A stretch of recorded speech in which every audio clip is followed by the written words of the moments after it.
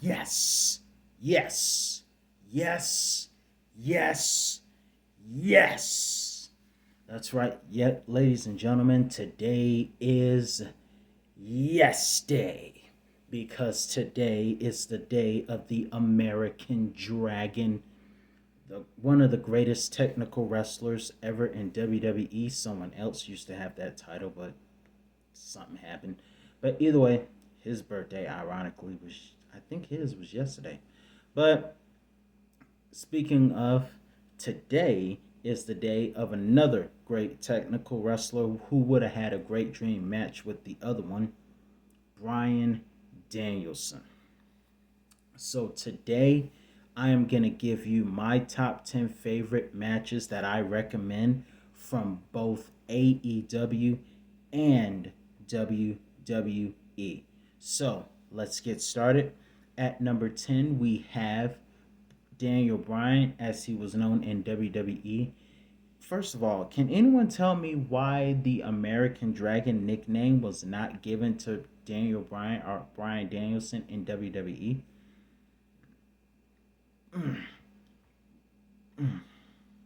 I don't know why, but they just chose not to do it for whatever reason. But either way, starting off at number 10, before the Yes Movement, we have Daniel Bryan versus his former so called mentor, The Miz, at Night of Champions 2010. And this was the first event where Daniel Bryan would win his first championship, being the United States Championship from The Miz, his former protege. And they would go on to bring back their rivalry later on in 2017 after we thought he had retired but came back. No, I'm sorry, that was 2018, my bad. At number 9, we have Daniel Bryan at WrestleMania 31, where he won his only first and only Intercontinental Championship in a ladder match, a 6-man ladder match that featured himself, Luke Harper, God rest his soul, R-Truth, Wade Barrett, Dolph Ziggler, and Dean Ambrose, now known as Jon Moxley. Amazing ladder match. And in the previous year, it ended with Daniel Bryan. And in that year, it started the same way it ended with the Yes Movement. Can I just say the theme that Bryan Danielson has in AEW, I like that one better than the ones he had in WWE, if I may be honest.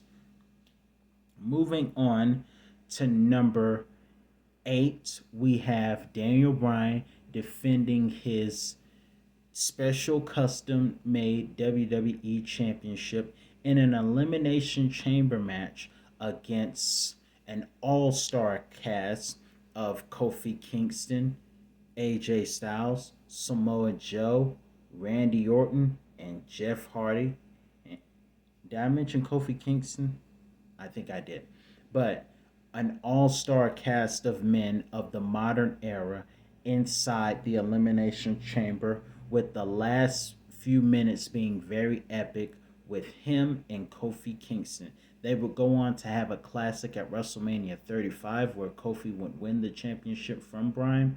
However, this was the night where Daniel Bryan would retain his custom made championship, which he used to be eco friendly. So that's another one. Great match, by the way. Check it out. And it was an all star cast. At number 7, we go down to AEW. Some of you have seen me call this. I believe it is called AEW Revolution. Many of you have seen me call this in a review with him versus Jon Moxley. Before they became the club that they have now alongside William Regal. And let me just say, I am with the club and Eddie Kingston all the way. I hope they tear the Jericho Appreciation Society down. That is, of course, if Eddie Kingston and Bryan Danielson can get along. Also, I'm glad to see, according to what happened on Rampage the other night, Glad to see Bryan Danielson is not seriously hurt after getting his leg caught. But in any event, moving forward, Bryan Danielson, as he's now known, had a classic with Jon Moxley at AEW Revolution, which I reviewed, by the way, so you can check that out. It was a great match. After the match, even though Bryan lost and Jon Moxley won the match, after the match, due to Regal's surprise entry into AEW, they shook hands and started an alliance. An amazing alliance together, I must say. Also, at number 6, we have a match that went into a draw, and that was him versus Kenny Omega on an episode of Dynamite in September 22nd, 2021. Great match between those two at Dynamite. Winner is coming. Nah, that was the other one. But this was Dynamite in September. Great match. Unfortunately, we did not get a finish. Hopefully, we'll get to see those two, Kenny Omega and Bryan Danielson, go at it again. But that particular night, we did not get a finish, but we did get an amazing match between Kenny and Bryan Danielson. At number 5, I forgot what the date was. What was the date of this next one? This next match happened on SmackDown June the 12th of 2020.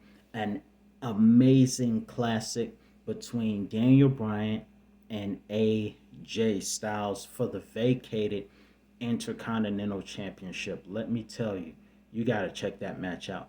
I wasn't reviewing WWE yet. I didn't start until February 1st, 2021. But this match right here was the bomb.com. 5 stars, completely awesome before SmackDown started having so many SmackDown shorts. Either way, great match. Even though Daniel Bryan did not win the match, the fact is those two had a memorable classic together. And AJ Styles' birthday is coming in the summer, later on this summer, and I'll be sure to put this match on his list as well. Moving to number 4, we have Bryan Danielson and AEW versus Hangman Adam Page. Winner is coming on December 15th, 2021. This match, like John Cena and Shawn Michaels in Raw in London, this match went literally an hour. A whole hour. And it was amazing. I highly recommend this match right here. Now, here's the thing. Unfortunately, we also with this match did not get a finish. And a lot of people could argue that if they had more time, Adam Page would have won because he went for his special leverage-based clothesline. However, the fact that both those two had a classic and it ended in a draw, but it was a classic, and because of that, it has to be on the list for Bryan's best matches because it was amazing. Just absolutely amazing. You got to check it out. At number 3, the last 3 matches are WWE related, but at number 3, we have Bryan Danielson, at the time known as Daniel Bryan, facing off against John Cena at SummerSlam 2013 for that championship up there. And it was also amazing. The crowd was 90% in Los Angeles behind Daniel Bryan. And the fact was, that match came because John Cena gave the fans a chance to vote who they want to see him face at SummerSlam. And they chose Daniel Bryan because he was becoming very popular with the Yes Movement. However, Daniel Bryan would defeat John Cena fair and square.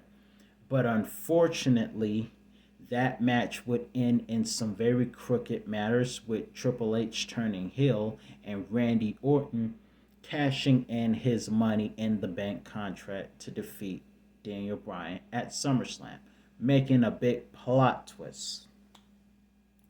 Which leads me to number 2, and that is Bryan Danielson versus Triple H at WrestleMania 30. This was a dream. This was really good.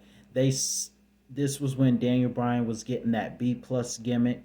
However, the fans were behind him and they supported him all the way. And Bryan would not give up despite the crooked actions. His trainer, Shawn Michaels, turned on him and all. But what happened at SummerSlam 2013 would lead us to WrestleMania 30. And we kicked off the show with Bryan versus Triple H. It was a very epic match that he would defeat Triple H with his patented running knee. However, Triple H was a heel at the time and a sore loser, so Stephanie and Triple H attacked, leaving Bryan injured. However, that wouldn't stop him from going on to do great things, which leads me to number 1, and that's where he defeated both Randy Orton and Triple H at the end of the night for the WWE World Heavyweight Championship, which meant he took that title and that title, all of which Randy was holding at the same time. Batista was supposed to be the number 1 contender because he won the Royal Rumble. However, to make matters interesting, even though they were heelish authority figures, the bookers, the people who booked the system, they did an excellent job. They realized, obviously, Batista was supposed to be the fan favorite, but the fans turned on him, so they weren't interested in that because they were more interested in Daniel Bryan. So they took that and they listened to the crowd. Thank you, WWE, because you did do good with that, by the way. Good booking. So, Randy Orton being the champion, Batista supposedly be the number 1 contender, but not popular. Then you have Bryan, who is the hot topic of WWE at the time. You work that, and they worked it very well. And it would end with, despite crooked referees and despite interference from Triple H, the match would end with Bryan Danielson tapping out Batista, and the crowd went nuts, and the yes movement was in full effect. And in my personal opinion, WrestleMania would have been perfect if The Undertaker had not lost. I mean, I was rooting for John Cena to defeat Bray Wyatt, to be honest with you. I was rooting for The Shield to overcome the New Age Outlaws and authority figure Kane, who was apparently Mayor Glenn before Glenn was mayor. But either way, I was rooting for that.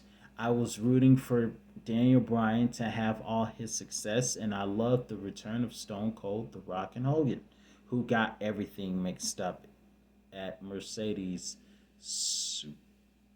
Okay, the Mercedes Stadium is Atlanta, and so the Superdome is New Orleans. I just wanted to make sure I got that right. But either way, Bryan would win the match. And if The Undertaker had not lost that night, WrestleMania 30 would have been perfect to me. But nonetheless, that's our bittersweet memory of knowing we had to celebrate while The Undertaker lost the streak. Bittersweet memories. But either way, we're happy. One of the best moments in WrestleMania history was when Daniel Bryan, the underdog, overcame all of Evolution, basically, with the exception of Ric Flair. So, what was your favorite match from Bryan Danielson? Let me know in the comment section below. I'm your host, Daniel Cody, and that's all the time I have for you today, and I'll be back with another review on all things wrestling. Yes! Yes! Yes! Yes! Yes!